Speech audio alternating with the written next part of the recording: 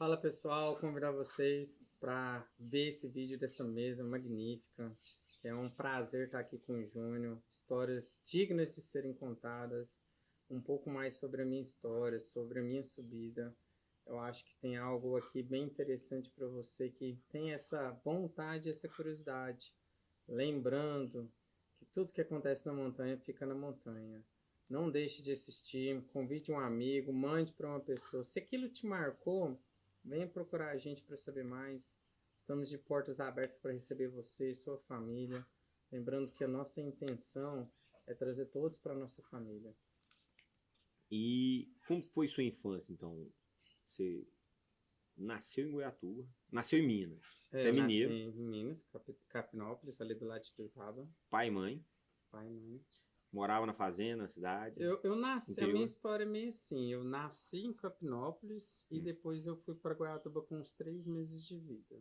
Então, Eu já sou filho adotivo nessa parte dos 3 meses. certo. A história é tão engraçada que os meus pais adotivos, os dois nasceram em Capinópolis. Só que não tem nenhum laço com minha mãe biológica. Foi ter em Goiatuba. Certo. Então, quando minha mãe me teve em Capinópolis, ela já trabalhava em Goiatuba, mas um nexo não existia entre os dois.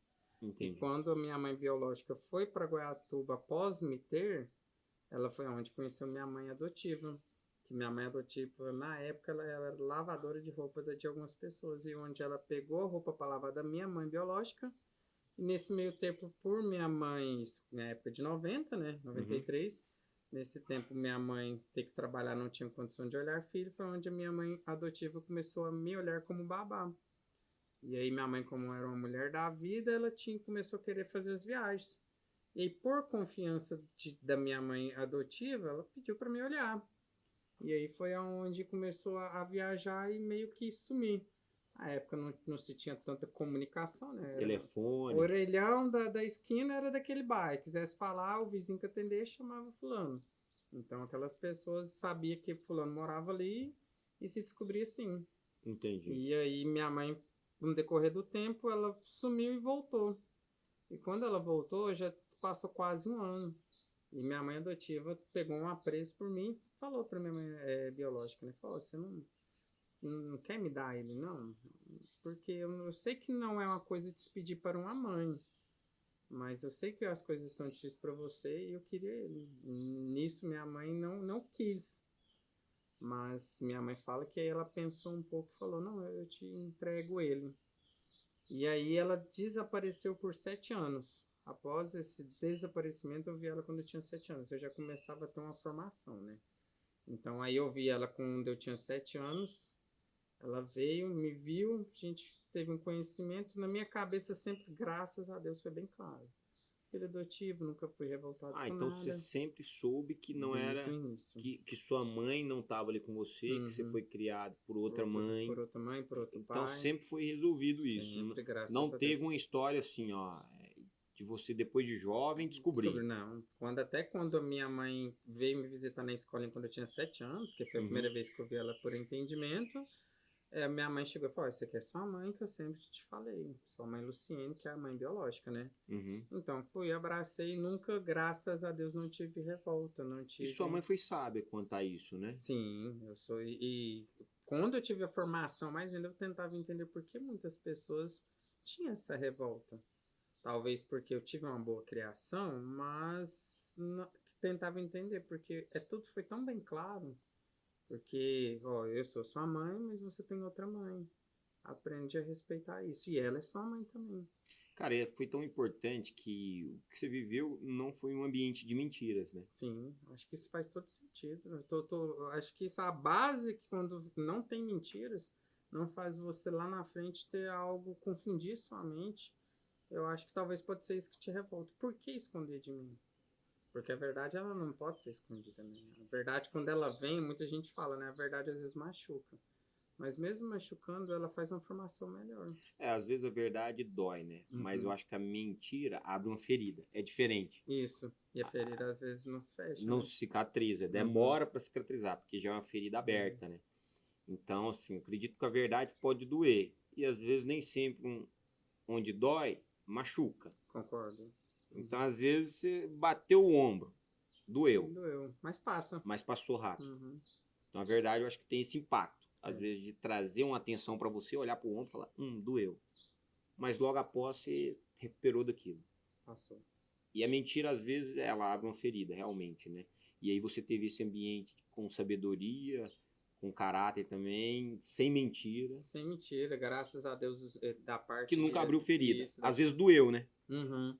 A parte adotiva tem 3 irmãos. Uhum. E sempre me trataram, então, tipo assim, eu nunca tive diferença. Graças a Deus eu cresci num ambiente familiar muito aconchegante. Como foi seu pai? Meu pai, na época, igual eu falo, eu acho que a minha vida veio para mudar a minha vida e a vida dos meus pais. Uhum. Porque a história ela é tão assim longa, porque quando minha mãe me pegou, minha mãe conta que minha mãe tem 69 anos. Minha mãe passou por um tempo de um casamento perturbado porque meu pai era alcoólatra. Mas aquela época de 50, 60, as pessoas casavam novas, a mulher não tinha aprendizado de fazer nada, era dona de casa. Uhum. E minha mãe, por ter 3 filhos, a única coisa que sabia fazer é cuidar de casa.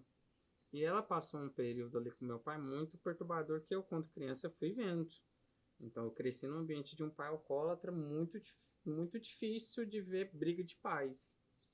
Mas aí, com o tempo, minha mãe me falou depois, falou assim, meu filho, quando eu pensei em desistir do casamento com seu pai, que seus irmãos cresceram, naquela época, com 13 anos, todo mundo já trabalhava, ia carregar caminhão de tijolo, Já ia ajudava em pra casa, olaria. Então minha mãe falou, quando eu ia desistir do casamento com seu pai, Deus colocou você na minha vida. Foi quando ela me adotou com 3 meses. Aí Deus tocou, Deus tocou nela e falou, não, sua história é mais longa. Porque ela me pegou e falou, eu não tenho condição de criar uma criança. Não é Sozinho. porque ela era submissa ao meu pai, mas era ela difícil, viu né? que tinha 3 filhos e mais um pequeno. E sem nenhuma profissão e sem saber nada. E morar onde? Então ia fazer o quê? E foi aonde ela me pegou, foi me criando, passou as dificuldades com meu pai. Foi até que meu pai teve um acidente no bar, de uma confusão. E meu pai converteu e virou evangélico. E hoje meus pais, em junho agora, fizeram 52 anos de casado. Uau! É algo de cinema, de você ver aqueles dois velhinhos se beijando. Meu pai tem 72, minha mãe 69. Então minha mãe E pegou hoje ele eu, respeita ela. minha mãe pegou eu, me salvou. Não estou falando que eu ia ter uma vida ruim, Uhum. mas adotou uma criança e conseguiu salvar ainda seu casamento. Te trouxe uma nova realidade. O propósito de Deus foi, colocou uma nova vida nela e uma nova vida no casamento dela. Porque se você falar para alguém, a história é essa, você vive? Não, eu não vou passar por isso, eu não preciso. Mas hoje, com 52 anos de casado, minha mãe fala, eu passaria tudo de novo, porque valeu a pena. Esperar. Se você pudesse escolher no processo, muitas vezes você tomaria outro caminho para não passar por aquele processo que você passa. Uhum. Mas após você vencer o processo, aí eu acho que esse sentimento, basicamente, é em 95% de todas as pessoas passaria tudo de novo, porque existe a recompensa após o processo. Porque a glória não vem sem dedicação, sem sofrimento, né? Porque, igual eu sou novo no casamento, tenho 2 anos de casado, e é isso, é dedicação, é você, às vezes, abrir mão de algo, você se doar mais que o próximo. Então, se a partir do momento que você está com alguém, você vai ter que vai ter que passar por essas dificuldades. E como que seu pai, foi qual ano que ele ficou cristão? Foi lá pro ano de 2002, por aí. Ah, tá. E aí ele levou a casa toda para a igreja. Aí minha mãe, já na época, ela já começou a ir pra congregação, começou a ser evangélica. Certo. E ainda continuava essa perturbação do meu pai ser alcoólatra. Uhum. Falava que ela ia pra igreja porque tinha amante. E eu cresci num ambiente de um alcoólatra, mas eu não cresci assim com aquela revolta que um dia me transformar numa mesma pessoa ruim. Correto. Mas eu cresci ali com muito entendimento. Minha mãe me acalmava, falava. Eu sentia mal de ver aquilo acontecendo do meu ambiente familiar. Certo. Mas e aí quando teve esse acidente com meu pai no bar, que ele foi espancado, meu pai infelizmente teve que procurar Briga de a boteco. Cristo. Isso. Teve que procurar a Cristo Pelador, foi onde meu pai parou a bebida. E aí minha mãe sempre insistiu com meu pai, vamos pra igreja, vamos pra igreja. Do mesmo jeito que ela sempre insistiu com todos nós da família. Mas todo mundo tem seu tempo, né? Uhum. Deus abre a porta para vir por amor, que a própria mulher sempre chamou, e Deus abre outra porta. E aí foi onde meu pai começou a ir e pós 2 anos batizando. E aí você foi antes ou após ele? Eu fui após ele. Aí nessa aí eu tive uma fase de puberdade, de conhecer o mundo, entrei um pouco no mundo das drogas, conheci esse mundo, fui pra só farra, só curtição, não criei responsabilidade. Foi até um momento desse que afastou eu do meu pai, Certo. porque eu comecei a fazer minha faculdade, eu pagava a minha própria faculdade, somos famílias muito humildes. E aí, como eu ia para as farras, eu precisava de mais dinheiro. Eu tinha minha faculdade, às vezes eu pedi meu pai dinheiro. E meu pai negava esse dinheiro para mim porque sabia que era para farra. Certo. Eu comecei a ter um entendimento que meu pai não gostava de mim. Falou, não, mas meu pai não tá me ajudando. Mas meu pai falava, vou te dar dinheiro. Você falava como um homem. Uhum. Você dinheiro pra você ir pra farra. E eu vivi aquela fase e aí começou a me perturbar. Falou, meu pai não gosta de mim. Depois que eu casei, que eu me tornei homem de verdade, eu e meu pai somos os melhores amigos. E aí que eu entendi que o errado não era meu pai, o errado era eu que estou naquela vida. Certo. Ele tava, na verdade, ele estava dizendo um não para a vida que você estava. E não dizendo um não para o Felipe, filho. Porque se ele tivesse me dando dinheiro, ele estava alimentando eu naquela vida. Correto. E eu não conseguia enxergar aquilo. E após a mudança dele, você acha que influenciou você depois de, mesmo que tempos depois desse todo período de crise e tudo mais, você acha que isso influenciou você ir também para Cristo ou não? Não, eu acho que nem tanto, porque graças a Deus meu pai foi sempre um provedor bom. Ele tinha um defeito do alcoolismo, de brigar com minha mãe, ter esse defeito do alcoolismo, mas sempre foi um bom provedor e um bom pai responsável, ensinar. Mas a bebida ainda tomava muito. E sempre minha mãe foi uma pessoa iluminada e sempre fazia questão de puxar a gente, mas minha mãe nunca obrigava. Minha mãe chamava, e quando a gente falava não, minha mãe respeitava. Minha mãe não era aquela, hoje você não vai fazer nada porque você vai comigo pra igreja. Entendi. Então foi aonde eu tive a curiosidade de ir na igreja e começar a pegar o gosto daquilo. Eu sempre falo, eu sempre fui muito abençoado e foi onde eu comecei a sair desses caminhos errados e ir para a igreja e começaram mais bênçãos na minha vida, que eu estava vivendo era um mundo que não tinha significado nenhum. Você conheceu sua esposa como? Minha esposa a gente conheceu pelo Instagram. Eu morava em Goiatuba e ela morava aqui em Morrinhos. E ela é agrônoma, já trabalhou lá. Só que a gente nunca se encontrou. E foi tão engraçado que na época que eu conheci ela, eu estava na época da farra. Que eu não respeitava uma mulher na questão seguinte. Só queria ficar, só queria curtir. É por verdade. Não queria um relacionamento não sério. E desacreditava do mundo. Porque como você tá na farra, você vê mulheres traindo esposas traindo mulheres. Você vê, eu acho que, o fundo do pulso. Você tá lá, você vê todo aquele caos que tá. Então você não acreditava. E foi tão engraçado que quando eu conheci ela, um homem da farra apaixonou por uma princesa. Porque nós nem beijou, no outro dia eu quero namorar essa mulher. Quero namorar essa mulher e ela depois me contou, não, calma, vamos devagar. Eu falei, não, esse cara é doido, esse cara é doido. Falou. Aí um mês a gente já começou a namorar. E aí a gente e aí ficava aquele dilema também, que um homem muito fechado para acreditar nas pessoas, por estar vivendo aquela fase, vivia um namoro à distância. E eu ficava naquela, isso vai dar certo, mas Deus foi tão bom que colocando na minha vida, tudo se encaminhou. Com 7 meses, a gente teve uma conversa. O que a gente vai ser da vida? O que a gente vai fazer? Vai morar em Goiatuba ou Morrinhos? Foi onde a gente tomou a decisão que o melhor era vir para Morrinhos. Eu sou goiatubense roxo. Eu achava que o meu destino era Goiatuba. Amo a cidade. Amo. Hoje eu amo Morrinhos. Eu falo que eu também não saio daqui. Mas não é porque, tipo assim, quando você vai para uma cidade nova, você deixa para trás aquilo e fala que não era aquilo. Mas você não saiu, não foi por insatisfação. Não. Você saiu por um motivo maior que era ela. Que era ela. Porque eu falei assim, Goiatuba, infelizmente, é uma cidade muito boa, mas é uma cidade que não te dá um suporte. Porque o ponto foi vir para não sei o quê. Olha, onde eu trabalho aqui, eu consigo trabalhar aí. E lá eu era formado em Direito e ganhava nem 2 salários. Entendi. E ela falava, aqui tem chance de você ganhar até 4, nem na sua área, em outras áreas. E a gente foi ver os custos de vida que sempre foi. Então a gente tem que ir para onde a gente está melhor, onde tem mais chance de crescer. E te dá condições para você viver da situação que você tá, né? E um cara que nunca saiu de casa direito, primeira vez, cara, foi morar com uma mulher, Saiu da casa dos pais. Quanto tempo de namoro e quanto tempo de casado? 7 meses de namoro, 2 anos de casados. Boa. Então a gente já está na história atual. Isso. Nós estamos no Felipe atual. Atual. E aí o Felipe atual veio, trabalhou primeiramente em qual empresa? Demorou mais serviço, a oportunidade Não, demorou? A gente tinha a ideia de que tem um pé no chão. Eu vou, quando a gente decidiu que ia juntar, eu vou, mas quando eu tiver um emprego aí. Porque não adianta eu sair de algo e tentar a sorte. Eu sempre tive, às vezes, essa insegurança.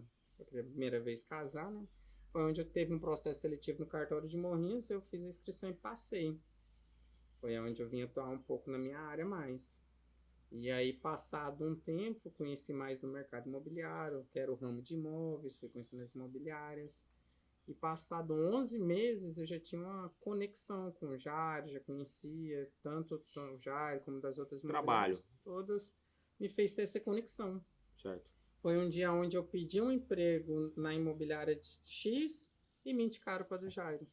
Foi tão engraçado que eu pedi para uma imobiliária X e ele falou assim, não, aqui não tá precisando, mas lá... Fulano tá precisando. Fulano tá precisando. Fiz entrevista com o Jairo, quando eu vi já tava lá trabalhando de corretor de imóveis. Boa. Aí fez todo o processo, tirou a carteirinha, tirou o Cresce. E quem me conhece sabe, muita gente fala, você é um bom vendedor, porque você conversa. Não é porque conversa muito é um bom vendedor, mas que eu sempre corri atrás de tudo. Se eu tenho algo para vender, eu não vou esperar um cliente cair na minha mesa. Boa. Eu vou sempre atrás. E muita gente fala assim, seu perfil é um vendedor. Boa. Então aí foi onde eu entrei, graças a Deus, uma pessoa iluminada, o Jairo, me deu discernimento, mostrou mais ainda o que é princípios e valores, e foi me consolidando mais ainda como uma pessoa de bem. Perfeito. Fazendo o que eu tinha medo, porque o ramo imobiliário te dá muito dinheiro. E eu vim de uma fase que eu nunca ganhei tanto dinheiro. E eu tinha medo daquele dinheiro me corromper. Tive uma base familiar excelente. Então você blindou o coração. Tive uma base familiar excelente e sempre falei, Deus, sempre pensei. E eu sempre sabia que eu ia dar certo na vida. Mas eu tinha aquele medo. Será que a soberba vai me subir a cabeça? Porque não é esse tipo de pessoa que eu quero ser. É uma oração que a gente sempre deve fazer, eu sempre faço ela. Que é, no dia mau, o Senhor guarde meu coração. E no dia bom, você blinde meu coração. Porque no mal, às vezes a dificuldade te desvia do bom caminho. Uhum. E no bom, às vezes a boa vida te desvia do caminho. Então são dois extremos que a gente precisa tomar cuidado. No dia mal ser guardado e no dia bom ser blindado. E aí você conheceu o Jairo. O Jairo então foi o primeiro legendário aí para lá. Você já tinha ouvido falar em legendário? Ou sua primeira impressão, seu primeiro contato com legendários foi através da vida do Jairo? Foi através da vida do Jairo. O Jairo sempre está nessa pegada de conhecimento, ele puxa a gente para ir para esses cursos, essas mentorias, tanto de ser uma pessoa melhor como crescimento financeiro. Uhum. E aí tudo que ele traz para dentro da empresa e transborda para a gente. Boa. Então a maioria das coisas que ele busca sempre é princípios e valores e foi falando. Até que um dia ele falou sobre isso. Ó, estou indo para uma jornada, que é o Legendários, e é assim. Quando eu voltar, eu falo mais para vocês. Sempre assim. Ele vai para uma imersão de um curso em São Paulo, fica com a tia, o dia que ele chega e descansa, o aprendizado que eu trouxe é este. Oh, ele transborda, não guarda. Ele não guarda, ele transborda. E aí, quando ele chegou e pôde falar o que pode ser falado do Legendários, né? Foi onde me chamou muita atenção. Porque ele falou tão bem, e eu pensei, se um homem bom, um homem íntegro, de família, que está no caminho de Deus, e trouxe impacto? E trouxe mais impacto, então tem algo aí que eu tenho que ir também. Porque ele não é perfeito, ninguém é, só Jesus Cristo foi. Mas se algo foi mais transformador, então tem algo lá nessa montanha que eu tenho que descobrir. Uau. Uma coisa é você ver um cara na bebida, na droga, ir lá e melhorar. Outra coisa é você ver um cara bom, voltar melhor ainda.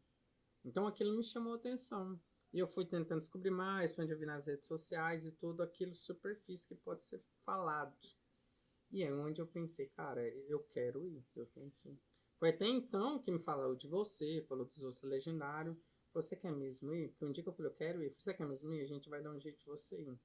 Porque é muito concorrido, é muita gente querendo ir, então não tem para todo mundo, infelizmente. Então é algo limitado até hoje, porque até a capacidade não dá para suportar. E foi quando ele falou, Felipe, domingo, fica com o seu cartão de crédito na mão, fica com os seus documentos na mão, que é assim. Que vai abrir Que vai inscrição no abrir, site. que se não der certo a gente tenta encaixar você lá. Eu nem pensei em encaixar.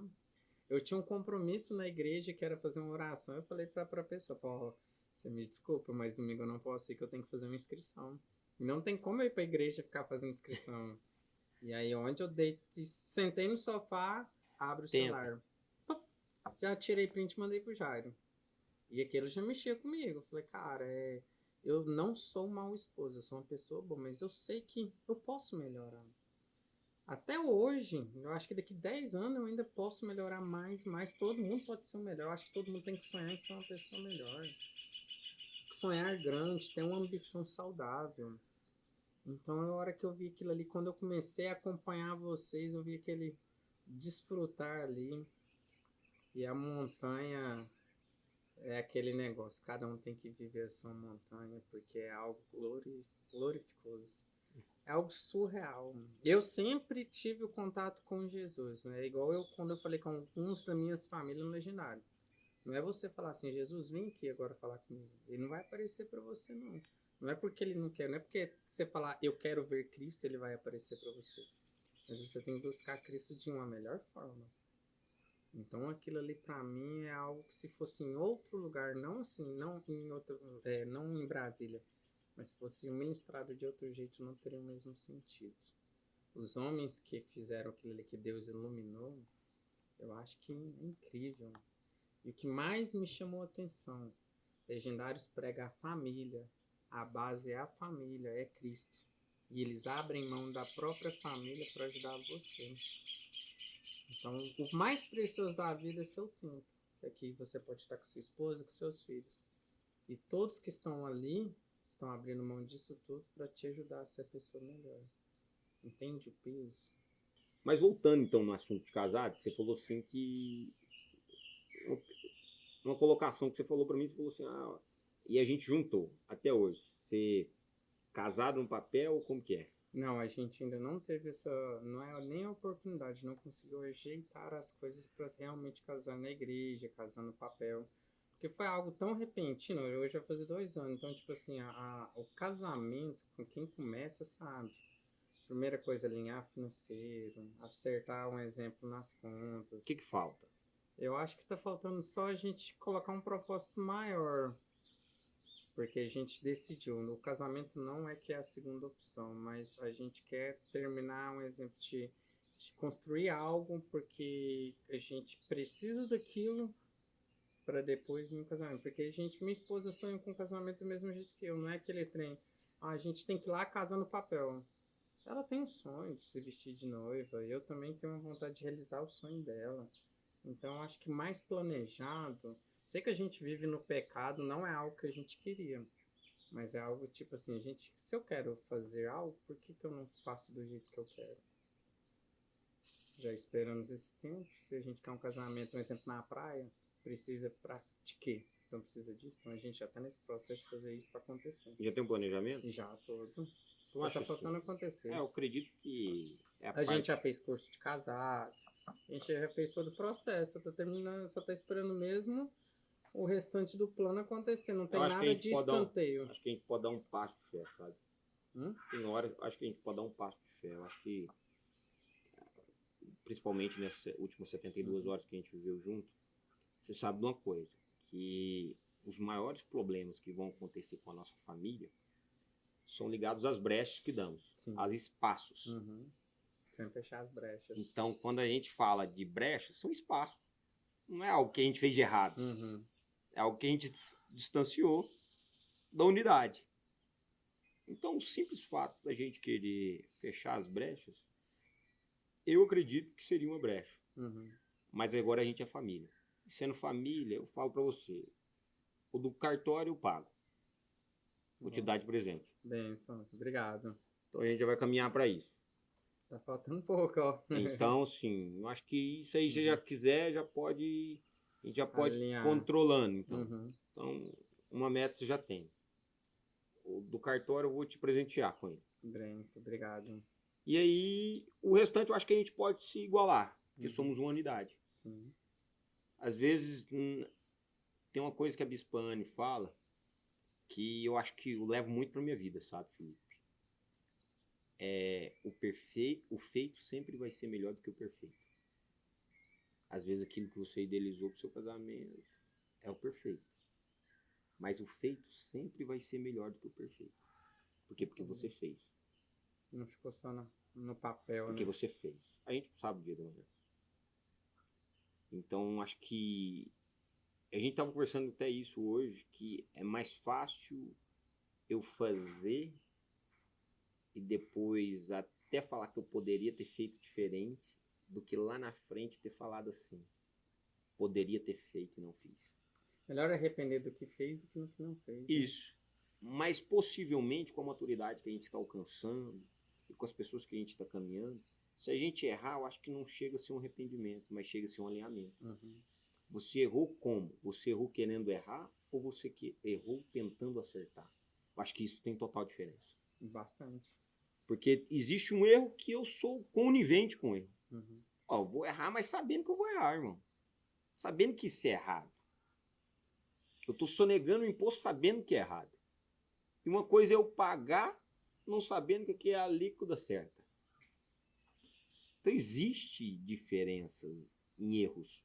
Cara, e esse foi tão interessante que o Legendário me abriu a mente para isso sobre os erros, porque eu sabia que eu tinha melhorado. E tem aquele ditado que de grão em grão a galinha de papo, não tem? Tem. De defeito em defeito você se torna uma pessoa suja, uma pessoa ruim. Porque você olha, não, mas Não, e é pesa, só uma né? desculpinha. A gente sabe que pesa. Isso, aí se você pôr na ponta, é uma desculpinha que uma mentirinha ali, aí você fala, cara, mentirinha. De grama em grama, é. você A hora preenche que um você quilo. vê, você encheu o papo, você, Você cara. preencheu um quilo. Aí você vai, papo, fez aquele monte de coisa ali. E o Legendários mostrou isso. Para com aquela desculpinha, com aquele trem tão curtinho que pra você acha, não é nada, mas só que aí depois vai te incentivar a fazer algo pior. A gente se cobra muito dos nossos governantes, mas na hora de votar. Eu tenho uma coisa tão engraçada que aconteceu em Goiatuba e eu tive uma reflexão. Lá em Goiatuba teve um fato de que alguém morreu e falou que ia ressuscitar no terceiro dia. Não sei se você ouviu isso. Lá na Paz Universal e tal. Sabe o que aconteceu? E ficou esperando. Meia-noite no dia chovendo. Milhares de pessoas lá. Ah, foi em Goiatuba? Foi. Eu lembro da reportagem, mas eu não lembrava que era Milhares de pessoas esperando. Meia-noite que aconteceu nada. E aí, quando acontece algo da política, algo que o povo precisa levantar de casa, precisa se movimentar, ir lá na Câmara de Vereador, ouvir uma votação, ninguém vai. É porque, na verdade, assim, ó, o que eu acho? Relatando essa história, Felipe. As pessoas estão aptas a viver o milagre, mas assistindo o milagre. Poucos querem buscar a promover o milagre através da vida deles. Então, muitos estavam ali esperando o outro ressuscitar, mas poucos ali estavam dispostos a viver o extraordinário. Porque o cara que quer viver o extraordinário, ele não fica assistindo. Ele vai e faz acontecer. Então, isso mostra o legendário. Tem gente que está aqui sentado olhando o homem subir na montanha e contando histórias de serem contadas. Tem outros que estão indo e vivendo e tendo histórias dignas de serem contadas. Então existe uma diferença grande entre aquele que observa, tudo bem, não tem nada de mal nisso. Se ele gosta de observar, desfrute o caminho. Uhum. Mas nós queremos o quê? Escrever história, não apenas ler. E foi isso que me fez mais ainda pensar. Servir ou não servir? Uau. Porque eu acho que é isso. Deus ensina, a gente tem que amar o próximo, a gente tem que transbordar na vida das pessoas. E do mesmo jeito que vocês abdicaram o tempo da família de vocês para servir outras pessoas, é isso que Cristo quer. A gente teve um benefício, a gente teve uma glória lá na montanha cada um. Por que a gente não mostrar isso para mais pessoas, meio que levar a palavra, e por que não se dedicar a ajudar a isso? Ajudar o movimento, ajudar aquelas pessoas que estão ali. Porque às vezes aquelas pessoas que estão lá, uma palavra minha vai fazer total sentido na vida dela. Total. E, assim, eu li uma frase que diz o seguinte: amar é mais do que um sentimento, é sobre serviço, é sobre como servir. Então, quando nós legendários, saímos para servir os homens que vão subir a primeira montanha, é sobre o lema, dar a vida pelos nossos amigos. De fato. Estamos tirando, então, o nosso tempo, os nossos afazeres, as nossas leis, os nossos filhos. Estamos ali dando um preenchimento na nossa vida, aos nossos amigos. É o lema, dar a vida pelos nossos amigos. E a hora que a gente vê toda a transformação, irmão, Gratificante, né? Vou te perguntar, você acha que o homem chora ou não? Chora. Até minha esposa, eu brinquei com o Jair e falei, cara, a hora que minha esposa ver esse vídeo de você entregando o boné e eu chorando, ela não vai acreditar, porque ela nunca me viu chorar, eu nunca chorei perto dela, até às vezes ela fala, você nunca chorou por mim, mas eu falo, amor, não é questão disso, né? Não é questão de sentimento, mas são coisas bem marcantes. Porque eu agradeço tanto a Deus por ter colocado o Jair no meu caminho, colocado vocês, colocado este caminho para mim, ter me abrido os olhos e ter feito a minha fé me levar até lá, porque como eu vivi todo esse tempo sem isso, que a glória de Deus é gratificante. E eu ouvi lá na montanha, servir você é recompensado em dobro. Eu ouvi lá e eu gravei aquilo para mim. Se eu desfrutei o caminho, se eu tive coisas incríveis, servindo eu terei mais ainda. É surreal. É surreal, sabe, Felipe? Então eu acho que você viveu 50% e está prestes a viver os outros 50%. E os 50% você não recebe de uma só vez, sabe? Uhum. Você recebe parte, você recebe 5, depois você recebe mais 5, até chegar aos 100%. Eu tenho 6 tops que eu subo servindo. E não recebi os meus 50% ainda, porque cada dia é me entregado mais. Mas se você pudesse fazer um paralelo, 72 horas, qual o paralelo que você faria dessas 72? O que essas 72 horas significaram para sua vida? Eu falo que essas 72 horas te fez esquecer do mundo. Desconecta você totalmente, te leva para outro lugar, onde você só lembra de Jesus, família e aquele lugar. Quando eu cheguei na minha casa, eu nem lembrava, não minha casa, mas o lugar, nem lembrava onde eu estava. Então aquelas 72 horas ali parece que eu vivi anos, porque foram muitas coisas que desfrutei. Tive o sabor de ver ali um conhecimento, algo tocante, palavras de salvação.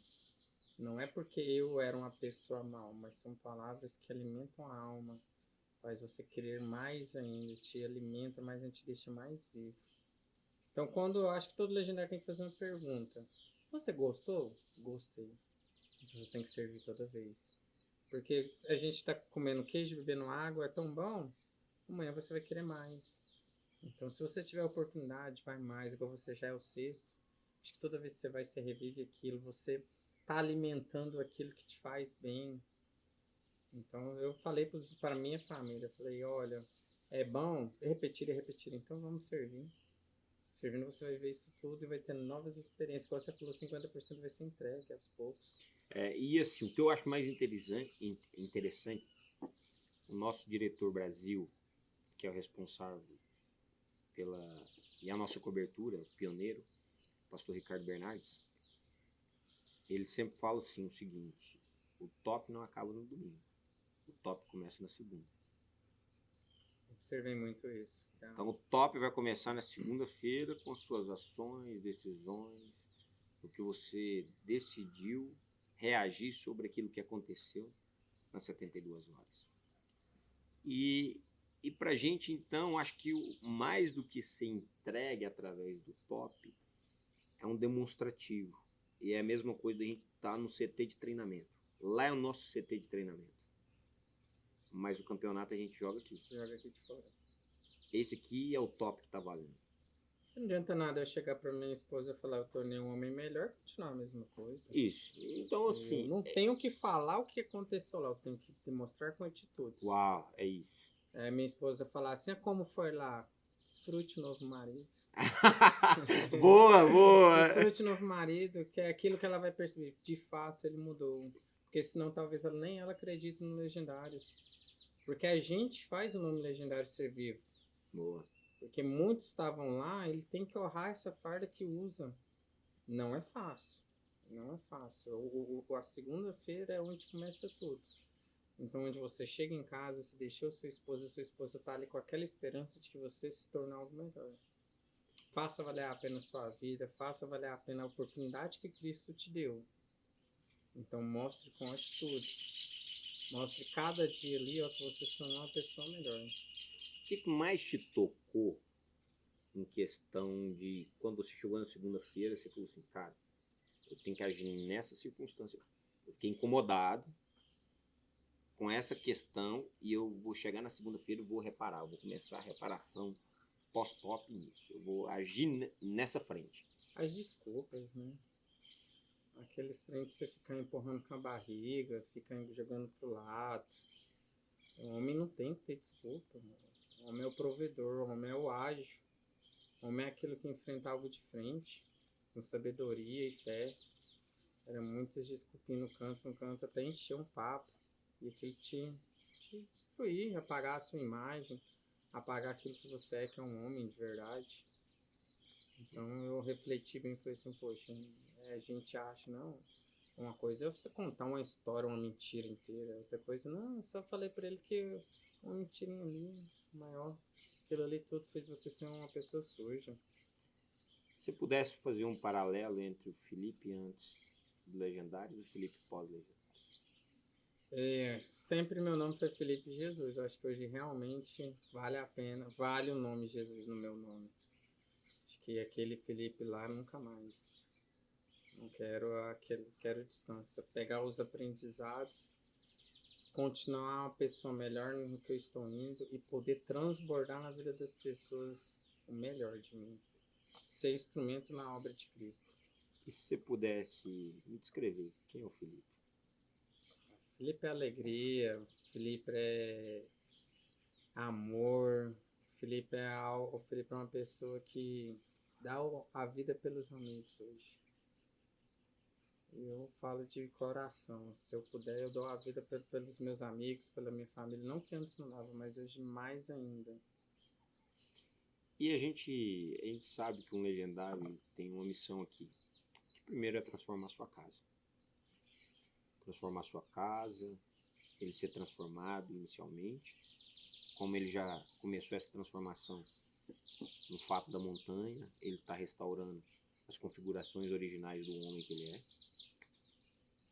Posteriormente, ele tem uma missão de transformar sua família, dar a vida pelos seus amigos, possivelmente ele vai servir a sua cidade, servir a sua igreja, servir a sua comunidade. Essa é a missão de todo legendário. Está servindo. Um legendário precisa servir. Se ele tem uma farda e está guardado e ele não está servindo, tem algo de errado com esse legendário. Ele só subiu um monte. Isso. Ele não transformou a vida dele. Então, se ele está servindo, aí eu acredito que ele está cumprindo a missão nossa aqui fora. E foi a coisa mais interessante que eu achei, foi isso. Que para servir, você tem que estar servindo dentro da sua casa, dentro da sua comunidade. Como você quer servir dentro do legendário, se nem a sua própria família você serve? Então isso para mim é marcante. Se você não está no mundo para servir, porque é aquilo, né? Você não tem que ser servido primeiro, você tem que servir. O Bispo JB fala assim, se você não faz parte da solução, você faz parte do problema. Concordo. E hoje, voltando aos legendários, quando você olha um problema na sociedade, onde você se fala que você é parte dessa solução? Onde eu faço da sua parte? Aquela que eu não sou igual a todos agora. Agora que eu vejo que eu sou uma pessoa íntegra, meus princípios e valores não se quebram, nem são contestados. Não adianta. O que é certo é certo.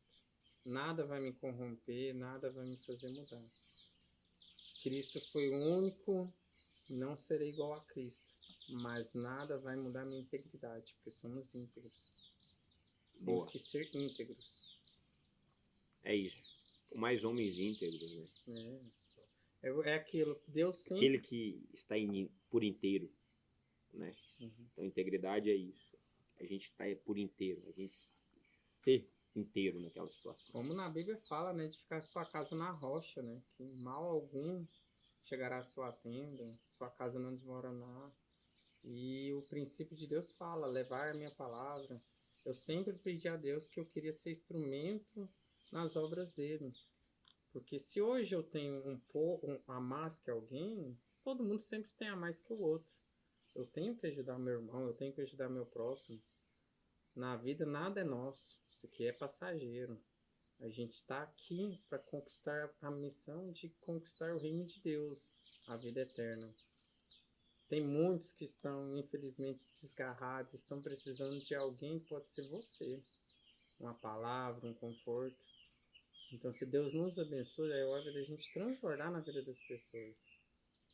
Se você pudesse dar um conselho para um homem sobre legendários, que conselho você daria? Vem para a família. Porque o Legendários foi desde o princípio eu pensei. Você tem que ir buscar algo quando você é ruim? Não. Não é isso.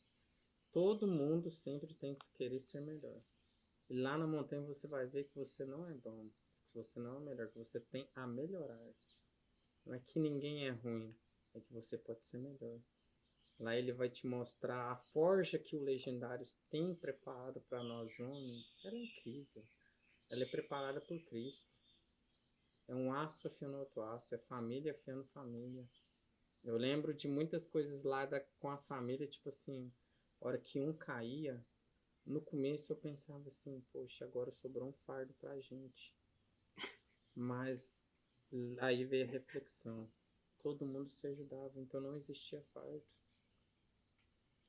E família é isso. Então se hoje todo mundo se acolher, ser uma família de verdade, não existe fardo, não existe dificuldade. Isso é só coisa da cabeça. Família se mantém unida, família não deixa brecha. Então isso foi uma das coisas mais marcantes. Não conheço, não importa. Eu não conheço meu vizinho, não conheço o fulano da rua, ele está passando por algo. Leva uma palavra de conforto, chama para conversar, tenta ajudar. A nossa missão é essa, não é fechar os olhos para aquilo que você vê.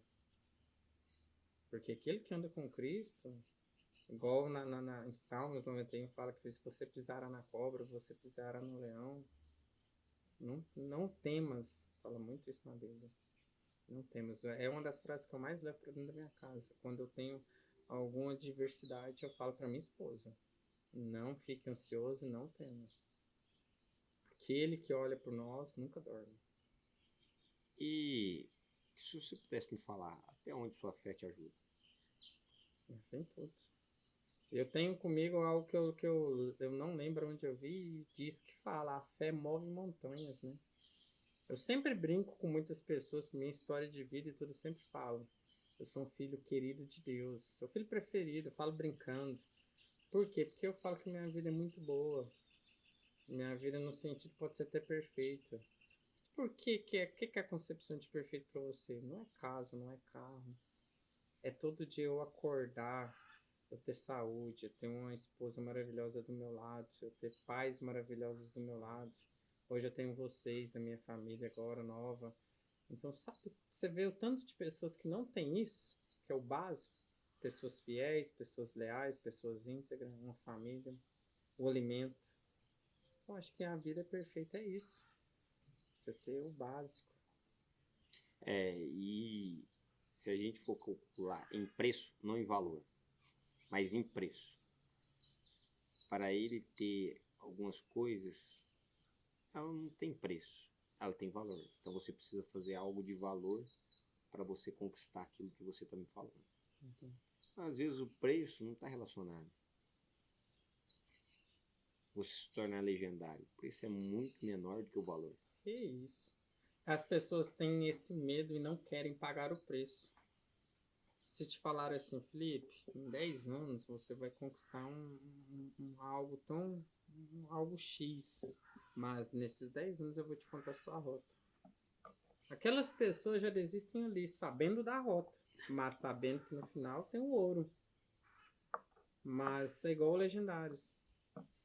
Vá, desfrute o caminho, que você vai ver que as 72 horas são poucas.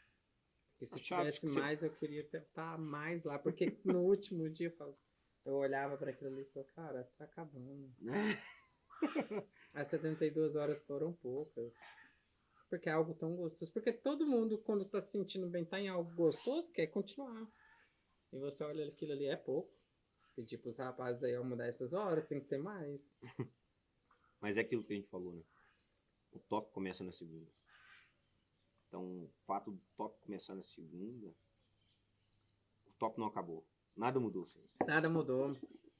Nada mudou. Simplesmente, nós estamos no top. A gente tá no... quando a gente sai do top, a gente tá num lugar onde a gente é minoria. O mundo é mau, o mundo é perverso e muitas pessoas estão junto nisso. E onde a gente é a minoria, a gente vai fazer a transformação.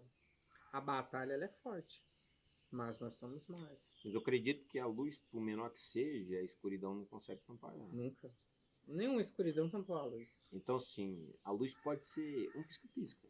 Tá chegando no final de ano agora, Natal, mas você pode pôr lá no escuro. A 1 quilômetro você vai ver o pisca-pisca. Vagalume. E o tamanho que é um pisca-pisca. Então, sim, a potência de luz que tem um pisca-pisca. Nada.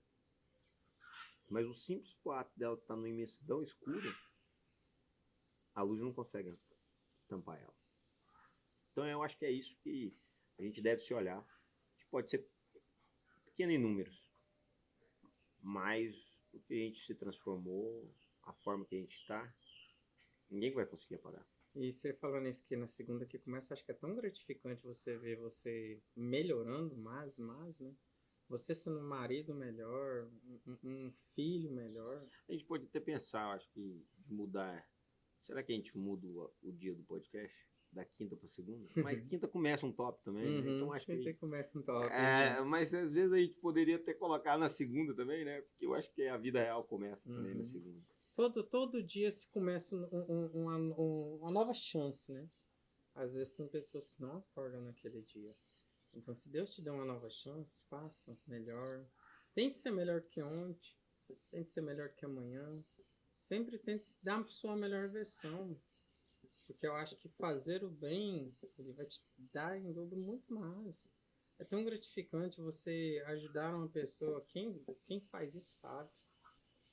É essa sensação que Deus nos dá de poder ajudar o próximo, de poder ser pessoas melhores. Não tem nada melhor que você deitar no seu travesseiro e saber que você está fazendo certo. Não ter nada ali te incomodando. Por que você enganou? Por que você mentiu? Por que você fez isso? Não somos perfeitos. Mas você melhorando cada dia mais, a conquista é gratificante demais. Também acredito. Eu creio nisso. E conversa muito boa, mas eu acho que a gente tem muita coisa para alinhar também, né? Então, como a gente tem muita coisa para alinhar, a gente também tá fazendo mais e mais conversas aqui. Eu acho que a nossa missão é uma missão que necessita alinhamento, unidade, para a gente buscar, então, um novo nível de amor, um novo nível de honra. Então, acredito. Né? Eu acho que a gente faz parte disso. E a gente tem que começar por onde? Pela unidade, né?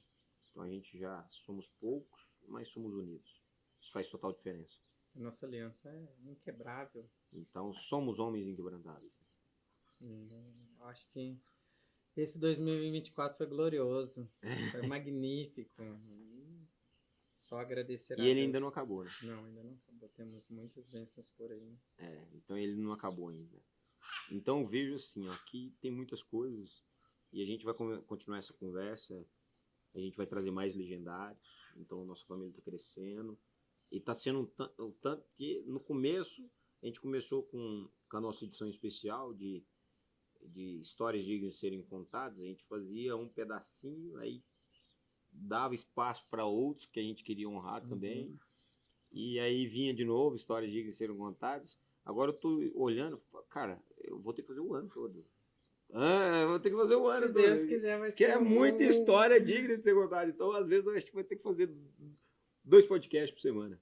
Porque um vai ter que ser histórias dignas de ser contadas e às vezes a gente liberar um que a gente precisa honrar e tudo mais. Mas da forma que tá acelerando, estamos buscando mais e mais. E eu acho que é por aí. A gente precisa mostrar os conselhos. Eu acho que na multidão de conselheiros há sabedoria. Ser a referência daquilo que a gente fala, né? Isso é liderar pelo exemplo, não somente com palavras. Eu acho que faz parte. Uhum. E o que a gente está proposto é levar conselhos. Eu acho que nos conselhos, com uma sabedoria, a chance de eu crescer sem dor. O pastor Dito fala isso. Ó, seguir conselhos é crescimento sem dor.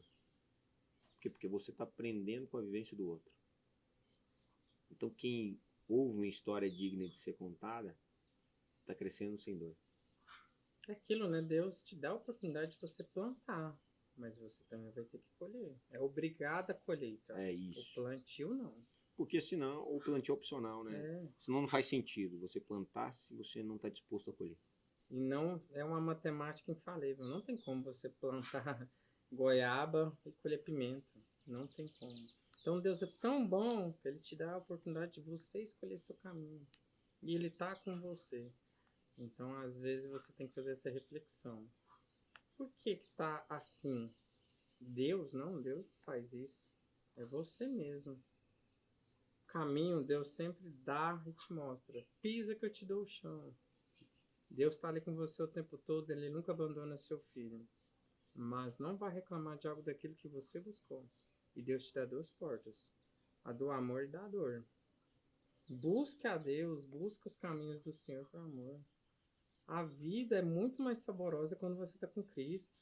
Coisas do mundo são passageiras. Aquilo que Deus coloca no seu coração que enche de alegria, de amor, algo nenhum no mundo consegue trazer isso para você. Boa. Família, amigos, essa coisa toda envolvida.